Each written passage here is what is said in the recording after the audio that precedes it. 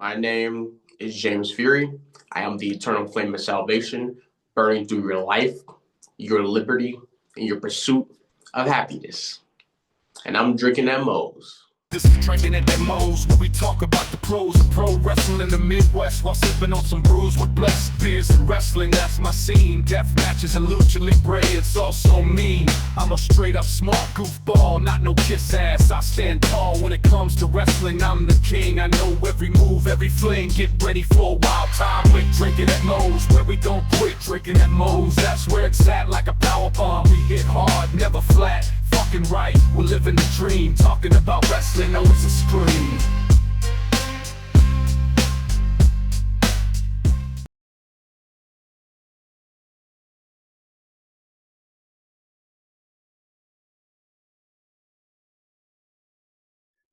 You know, I've always said here at Drinkinatmos, just because it says drinking at Mo's does not mean it has to be alcoholic.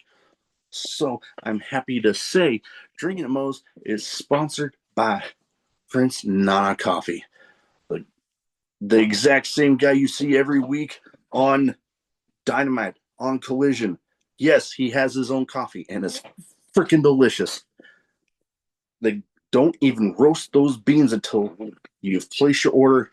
And you might be telling me, hey, Big Mo, I'm more of a tea guy. They got you covered there too. Use the referral link in the description of this video. And let's get you dancing like Prince Nana with Prince Nana Coffee.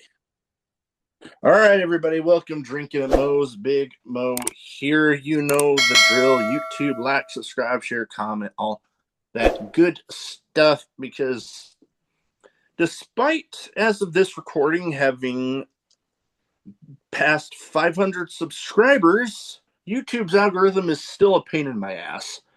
And, don't forget about the audio platforms too. Today, I'm excited to have with me another person that I got introduced to through the podcast partnership with Fantastic League of Wrestling, but he is all over the place, and even something we'll be talking about in a little bit. A little foreign excursion coming up. James Fury, how you doing? Doing great. How about you, brother? Oh, I can't complain. Like I said, earlier this week, I passed a milestone that I'll admit I always knew it was possible, but did I ever think that I would actually do it? Not so much. But here I am. Now, here you are. Here I am. And yeah, I've, another one of those moments where it's like, pinch me, because I'm like, did this actually happen? Like some of the guests that I've had on that, I've watched on TV from like Lucha Underground and stuff, and like how I have people do the intro recordings. I had Famous B from Lucha Underground on. Oh, And back Lucha Underground, he had that kind of cheesy used car salesman like gimmick where like at the end it would be the saying the number to call. It'd be like for to get fame. And in my head, I didn't ask him, but I was in my head saying, man, if he did that for the introduction, that would be sweet. And then he did it. And I struggled not to fanboy out like crazy. that's cool as hell, man. Oh yeah. I've been extremely lucky. But something that I've been loving with you, regardless of the promotion really, is I gravitate towards a lot of the intense personas. Like some of my favorites right now, Samoa Joe, big favorite of mine. Oh God, I guess he's going by Royce Keys now, but he was all just those guys that they have that look on their face when they're going to that ring that like you're gonna have to damn near kill them to beat them. I see a lot of that in some of your entrances, and in the promos as well, because I see some of your promos, they're looking intense. I love it. Thank you, man. Now, the first thing that I like to start off with everybody when they first come on is what got you started as a fan, and then what got you deciding to make the leap into the business? So like as a fan, like I say this every time. It's the most random match, first wrestling match that I ever watched. It's so random, but it was a random episode like SmackDown in like 2012. I'm pretty sure it's 2012, but it was Great Khali versus Randy Orton. So random, I know, very Yeah, random. yeah, quite random, yeah. Yeah, and ever since I saw that match, I was like, oh shit, this is interesting. But at that point, I didn't want to become a wrestler. I was just a fan, like you said. You know, when I Yeah. became a fan, that's when I became a fan. But the moment I wanted to become a professional wrestler was actually when I was doing backyard wrestling for a little while, for a couple years when I was younger, and I figured out that one of my buddies was telling me that the House of Truth Martini No. School, was in a neighborhood. Now, if I didn't find out that there was a school in the neighborhood, I probably wouldn't be a pro wrestler right now. You know, so like there was one up the street. I'm like, okay, I'm gonna go get trained. Once I save up enough money and I work for long enough and stuff, and I did. I got a job at Burger King at 16, and I saved the funds, and I did the training. Hey, man, the House of Truth, that's one. There's schools, it seems like anymore, no matter what part of the country you live in, what region, there's a there's a reputable school in that area. Within like you might have to drive a few hours, but it's nothing like having to go halfway across the country anymore to get to a reputable one. So like every region seems to have one of those that it's like when people see that you came and you got trained from there, they're like eye opener, like, oh, I gotta have my eye on that guy.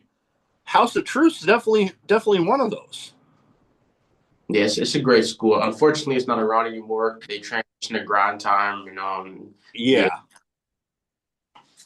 Oh yeah. No, I remember, a guy that you're familiar with, the Celtic mercenary Thomas Bailey.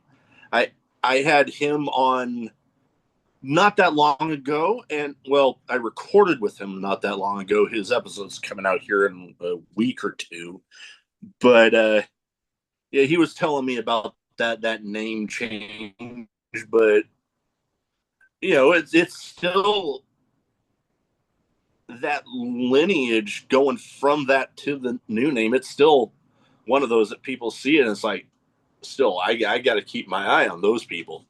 yeah, for Yeah. sure. I know. Now, I mentioned that I got introduced to you through Fantastic League of Wrestling. I actually got the referee shirt right here with my Oh, logo on it. yeah, that was great. Oh man, that like when I saw the finished product, I was like, oh wow, like I'll wear this for when I do different shows with Mr. Bullard, but yeah, that thing I'm getting that framed up. It's gonna be behind. Hey, you should, man. You It, should. it's It's great. It's a great referee shirt. oh yeah, no they got some nice looking stuff there, but the thing that I remember at least this one's coming up for them, but they made a post recently about a tag team cup. Oh yeah, I'm me and Thomas Bailey winning that. Oh yeah, you know what? I would have to say you two are at least. I'll go out and say it right now. My favorites to win the whole damn thing, but man, I the last I talked to Mister Bullard, I was mentioning how Fantastic League of Wrestling, they've got some nice looking title belts. Like the Supernova one's great, the tag ones are great. And then the one for the crowning of the Super Juniors tournament coming up, that's a good looking one. But man, I gotta Hey, that Tag Cup, there's a picture of it out on social media. I'm like, oh my God. Yeah, we taking that home, brother. Oh, you know what? When that happens, I'm gonna have to get you both on at the same time. I want to see it. I want to see that cup like well, kind of in person. I'm not like right there next to you, Yeah. but still getting to see not just a picture of it, Yeah, I see what you mean.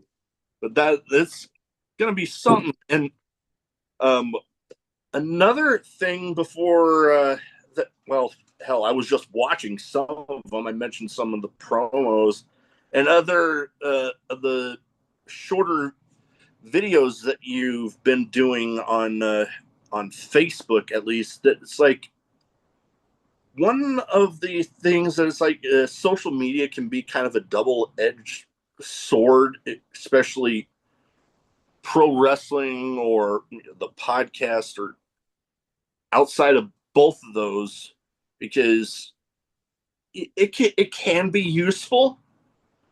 It can kind of suck sometimes, but when it comes to professional wrestling, it's another one of those avenues to get your name out there, a very important avenue.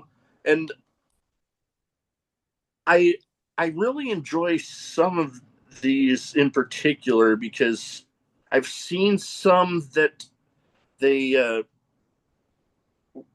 with the little kids coming up and not leaving without them getting their picture. There's the one about not charging for an autograph, and it's like there's I'm not knocking anybody for how they do whatever with charging for this or that, but I gotta admit, seeing people do stuff for the kids and getting them that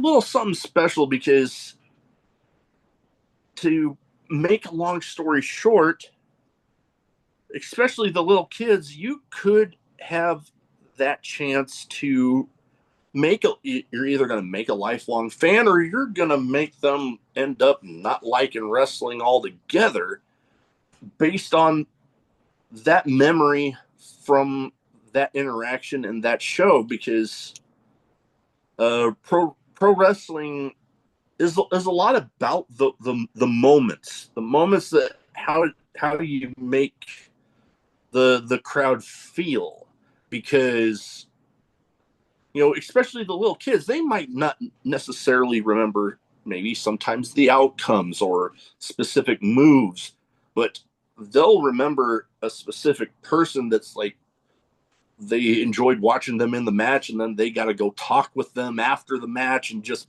made them feel like something special. And seeing that in some of your videos, I'm a particular fan of those, being a relatively new father myself. I appreciate that, man. I really do, man. I'm trying my best, man. Just it's hard out here, bro. And just like you were saying about the video and everything. Like I was on my way back and I saw him. Like, mind you, without these glasses, I can't see shit, bro. Like, um, I saw the little kid right there, and I'm just like, bro, like, let me do something, because usually I'm so used to like ignoring them and stuff. So like this time I'm just like, let me try something new. Let me acknowledge some of his stuff. And then when I went to go take the picture with him, I noticed that he was having a hard time taking the picture and like getting to like to take the picture. that So that's why I grabbed the phone and I took the picture for him. So like it was definitely a great moment, man. Oh yeah, and like you said, I'm a relatively new father. I got, oh God, we're approaching 14 months old now, and you know he's been to a show because we got friends here in town that run shows, and we figured we had to go take our little guy to the show. And just to think, hoping that my little guy can have some of those memories that I had growing up, because yeah, I get a little choked up sometimes because I love my little dude, and my wife and I have had some hardships trying to even have him. So Like, congratulations on being a father, man. no, yeah, there's the tough moments, but then there's the moments like I just had a little bit ago where I realized that one way I can get him laughing is I kind of just got my face right up next to him. And I went, man, and then he just just started laughing his ass off. I'm like, Uh, oh man, little moments like that. But back on the wrestling side of things, like I said, I gravitate towards a lot of those intense personas. And the one thing that I'm always curious with, especially with some of those videos where you're having those good interactions with the people, is like how you go about kind of switching off from like that intensity that we can see in some of those promos and in the matches to those interactions with the little ones, because for some people it can be a little tricky. that's understandable. For me, man, it's just like I can switch right now. Like I can switch at it's like an RKO out of nowhere. You know what I mean? Yeah, I can be cutting the most meanest promo ever, and then just be talking to you like this out of nowhere. You know what I mean? I feel like you got to find that balance and make sure you're not like because the character James Fury is initially who I am in real life. You know what I mean? I have a whole traumatic backstory that just translate. I just turn it into a gimmick. You know. So just when I'm talking to the kids, when I'm talking to the people, I want it's like for example, like you never hear the saying like never meet your heroes and stuff like that. yep, yep, Like I don't want anybody to have any bad experiences when they're talking to me. When you're talking to me, having a conversation with me, like I want to give you the time of day. I remember this podcast with Killer Cross, and he was saying something about like Eddie Guerrero spent like 2 hours talking to him. Like he was just a fan. He was just like, wow, like he was just talking to me man to man. I'm just like I carried that with me ever since I heard that, and I'm just like, I'm gonna give a random fan like 2 hours of my time, like an hour of my time, or if they want to call me or some shit, I'll actually answer. I'll pick up the phone and talk to you or some shit. You know what I mean? Like, I yeah. remember, me being that fan, hitting up some of my favorite wrestlers and like hoping I get a response. You know what I mean? So like when all these fans hit me up in my DMs, I always respond. It's a lot of DMs. I get them every single day. But I make sure I respond to them, and even if it's something small, you know what I mean. No matter how busy I am, I'm gonna always make time for the people. I'm a man of the people, and I want to be as relatable as possible. No matter what my struggles, we all go through this shit together, right? You know, what Mm-hmm. I mean? It's like even with the Fury, I'm not the only one that has Fury. We all do, brother. Yeah, it just depends on how much of whatever to bring it out. Some people it's not so much. Other people You know what I they, they, mean? they can be pushed a little bit. Exactly, man. You know what I mean? And like me, bro, like if you pushing me that far, you're gonna fuck around and find out. Oh yeah, no, I made no secret. I got my buttons. There's I always say, hey, people can give me individually shit all they want, but you poke at my service to this country, you bring my family into it. Yeah, no, you're not gonna want anything to do with me at that Yeah, point. and that's when the Fury takes over, bro. You know what I mean? Like it's just Oh yeah. it's multiple sides. You know, Kratos. Mm-hmm. Like I always like to compare myself to Kratos because like when I was I'm still young as hell. I'm only 22 years old, but like at first like I was blinded by my own rage. You know what I mean? And like now like from I went from vengeance, my vengeance arc, like that's a real thing. And now it's like I'm just trying to help as many people as I can on the way, bro. You know what I mean? Just be like I was saying before, just be relatable, bro, and just be a man for the people instead of just being so hell bent on my motivation being vengeance because that was my sole like motivation when working out was just like vengeance. I'm gonna like prove all these motherfuckers wrong and shit like that. But now it's just like I just want a good life for my future kids that's not here. I want a great life for my wife, you know what I mean, at the crib and stuff. And just I just want to be a great dad that I'm not right now. You know what I mean? Like just Mm. I don't know, bro. Just I want No, I can understand that. I know with my little guy, my whole thing with the podcast. I have, I've told a few people lately that yeah, I know I ain't gonna be around forever. And my hope is whenever that time does come, hopefully it's a long ass time from now, but whenever my son might be missing daddy, he can the YouTube channel, it'll be up. He can go right to that. There's some memories of that, and you know what? He'll even, if he looks hard enough, there's even a couple episodes where I actually have him right here with me. So wow, he'll get to see a not even year old version of himself. it's great, man. But speaking of vengeance, there was one thing that I was just thinking about this because I saw the post about mentioned a little bit of a foreign excursion that you're going to be doing in going over to the UK. What are you looking forward to there? Because with the military, I've been lucky to get to see a lot of the world. UK wasn't one of them. It's a place I want to go to, but have yet to. You're going to be going there soon. What are you looking forward to heading over there? I'm going to be going there for a week. I was going to be there for 2 weeks, but it changed to 1 week. It's going to be in June, like mid-June, and I'm booked for a couple places down there. Like my mindset with that, like the revenge tour and everything, is just like guys like me, bro, we don't get that many opportunities. You know what I mean? They're like you gotta literally like scratch and crawl that to the top of that mountain to even like get said opportunities like this. Like for this UK tour, like I didn't wait for somebody to just like give me a handout or give me a silver spoon to my mouth or something like that. You know what I mean? I made it myself. I went out my way. I'm just like, look, I'm doing this. I'm flying here, and we gonna figure it out from there. I remember I got some great ass advice on cheeseburger.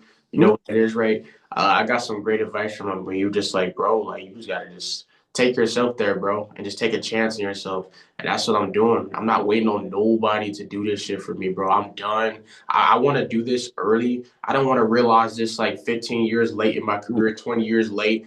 I'm gonna do this shit now. Like, and this is gonna be a reoccurring thing. You're gonna see me go to Japan. You're gonna see me go to maybe the fucking Taiwan or some shit. You know what I mean? But the whole goal is like just to do as much as possible. And shit, hell, if I don't get signed one day, I don't get signed one day. I'm just trying to enjoy the journey as much as possible and just help as many as I can on the way and show everybody that we're all the fucking same, bro. Each and every one of us are the same. We just have a different story, and life is a video game. We're all on different paths, bro. We're on different levels. Somebody else could be like in their 50s still on level one. Somebody else can be in my 20s and on level 30 or something like that. Everybody's on a different level in their life. You know what I mean? So it's just that's my mindset with that. I'm going to have a successful revenge tour with the UK. That's going to be the first of many, and that's going to set the tone for the rest of the year and the rest of the revenge tours, as in like Japan and so on. You Yeah, know what I mean? yeah, and I mean, the going back to Fantastic League of Wrestling, they got a lot of them the foreign partnerships Yep. coming up. So I mean, while you don't want to, I get the mentality of not wanting to too heavily rely on waiting for something with those to come up. If they do, awesome. Yeah. But If I get a call tomorrow and or something like that, hey, this happened or something like that, I'd be happy. But I don't want to wait. You know what I mean? oh yeah, It's so much shit happened to me early on in my career that was like so bad, and like Anybody else would have probably walked away, but like, I was able to fight through it. I had God by my side and everything. It's just like, bro, I can't wait, bro. I can't. I'm 22 years old, and the clock is gonna keep on ticking, and my time's gonna run out. You know what I mean? So it's just Oh, like yeah. time goes by fast, bro. It does. It Just does. yesterday, I was 18, and now I'm 22 years old. Just yesterday, I was 16 working at Burger King, and now I'm 22 years old right now. You know what I mean? 3 years into my career, I'm just yesterday, I was just started in business, and now I'm 3 years deep. Like time is ticking, and I just want to make something out of this shit, and just prove to myself that I can do this shit. Oh yeah, no, for sure. It's definitely one of those things that I forget who initially said it, but it's like when it comes down to your time's about done on this world, you want to look back on your life and be like, damn, I did that, rather than damn, I wish I did that. Yeah. So like, even if, like I said, man, if like one day I'm not saying I'm not or something like that, but if I don't get signed for whatever reason, I want to be able to say like I wrestled in the UK, Japan, I wrestled all over the fucking world. I did this, I did that. I want my kids to be proud of me. You know what I mean? That's my big Mhm. thing. I want my wife to be proud of me. I want my bloodline to be proud. You know what I mean? So it's just like I said, I just want to help as many as possible and just go from there, bro. Oh yeah, and you're doing a great job of it right now. Um, Something that I got two categories here. One's a bit of a name game where I name off some people and you give me some quick thoughts on them. And you know, this episode will be out after Black History Month, which we are currently in. It'll be out after it's over. But I figured, you know what? I try to theme it towards this category towards my guests as much as possible. And so I figured, you know what? Each of these people in this category is going to be a damn proud, powerful Black person in the world of professional wrestling. Now, I give you the name. First thoughts that pop in your head. Now, I've actually I've had the pleasure of getting to meet this person once, and we talked about how switching from the intensity to pleasant interaction with the fans, it can be hard for some, not so much for others. Like you said, you can do it like that. This person, the first one, is another one much in the same uh, mindset. Wow, words are hard. But whose house? Word. Swerve's house. Swerve. And I love everything he's doing. I love his theme song. He has lots of aura, and yeah, like I like his stuff. Oh yeah, I got to when he was. I also have to wrap this up really soon. It's like 9:40. Oh no, yeah, no, we can, yeah, we won't be too much longer. So yeah, I got to meet him when he was a part of the AEW tag champs, the Swerve and Our Glory, and he was filming a promo in the parking lot right by my car. Wow. So I was like, okay. I had an action figure there for him to sign, so I'm like, I'll just wait back here. Hell yeah. You That's know, pretty cool, man. he can play one sadistic son of a bitch, but like those interactions when the cameras are off, one of the nicest people I've ever met. Another person that I've got to meet before, proud Black person, definitely doing her thing with Ring of Honor and MPX down in Texas. Athena. Great worker. Great worker, great person. I never met her before, but she seemed like a great person. Love to meet her and stuff. And yeah, just love everything she does. I love her theme song and everything too. Oh yeah, I got the pleasure to meet her in St. Louis, and I have actually had her husband, Matthew Palmer, on. I met him at Sammy Callahan's promotion, Revolver. Right. Now, since we got a little bit of a time crunch here, I'm gonna fast forward to my next category. I got a couple questions here. They're a bit of a random mix. Some wrestling, some not. At me, brother. So, first one that I like to, it's one of the few I always keep in. Craziest in-match moment for you?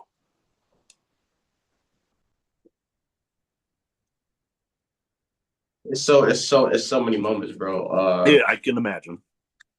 Uh, Craziest in match moments. Oh my god, from the top of my head, it's like blank because it's so many. It's so many, bro. Oh my god. I would have to say if I'm gonna pick one, bro, like I took a doomsday device in a match. Mm. So I would say that that'd be one of them. I took a doomsday. I'll probably never take that again though, but I did. that hey, Doomsday Device coming from we mentioned the tag team thing, one of my favorite tag teams of all time, the Legion of Doom, the Road Warriors, made that damn thing famous. Yeah, for real.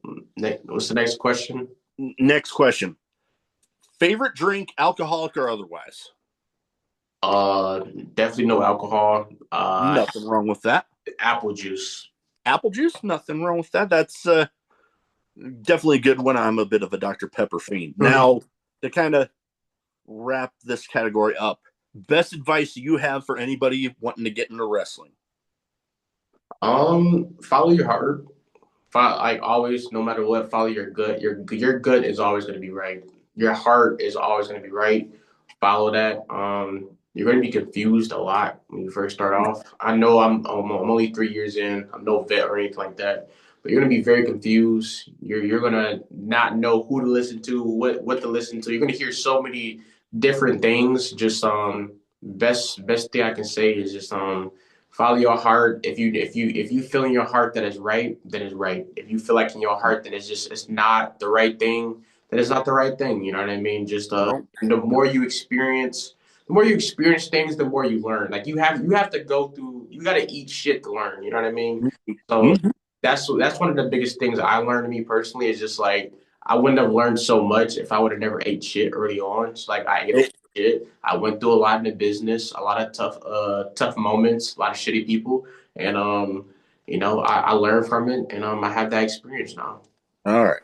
Now, before we go, where can people find you social media wise? So if they don't have their eyes on you, they can go ahead and get them there.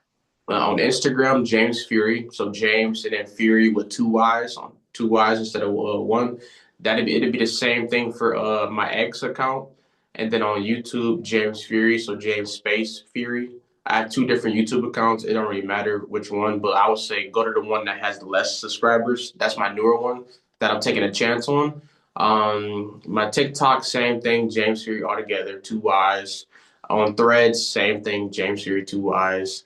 Am I missing anything? Instagram, Facebook, James Fury, so James Space Fury. The ones I'm most active on, especially if anybody want to message me or anything like that, Instagram and Facebook for sure. Okay.